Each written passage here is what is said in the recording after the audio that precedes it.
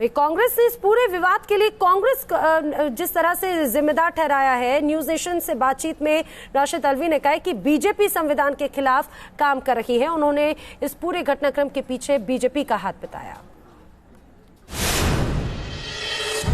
राशिद अल्वी जी कांग्रेस के वरिष्ठ नेता सर बात करने के लिए हैं।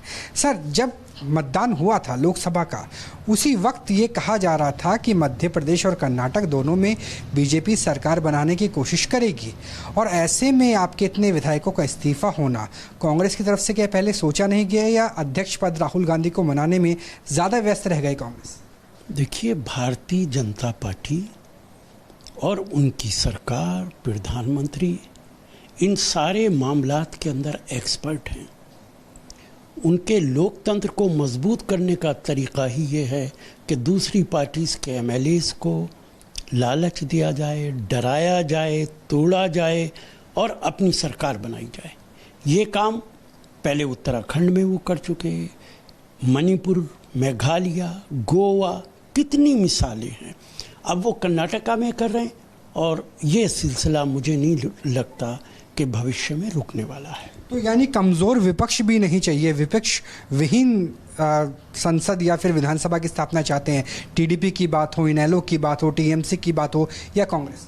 देखिए, आपने बिल्कुल ठीक कहा कि कीचड़ बढ़ती जा रही है, कीचड़ में कमल का फूल खिलता है, और पूरे देश के अंदर वो कीचड़ फैला देना चाहते हैं। वो चाहते हैं कि इस देश से विपक्ष को ख़त्म कर दिया जाए, चाइना की तरह एक पार्टी की हुकूमत हो, आरएसएस का एजेंडा इम्प्लीमेंट हो। इसी काम पे पूरी बीजेपी लगी है। तो फिर कांग्रेस क्या कर रही है? आपने खुद कहा कि उत्तराखंड, मणिपुर, गोवा, सबका उदाहरण आपके पास था, तो फिर भी कांग्रेस क्यों पहले से चेती नहीं अगर कर्नाटक की बात की जाए? कांग्रेस पार्टी लोकतंत्र में यकीन रखती है।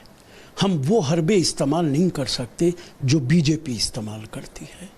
हम सोचते हैं कि ईमानदारी के साथ देश को आगे बढ़ाना चाहिए, लोकतंत्र को मजबूत करना चाहिए।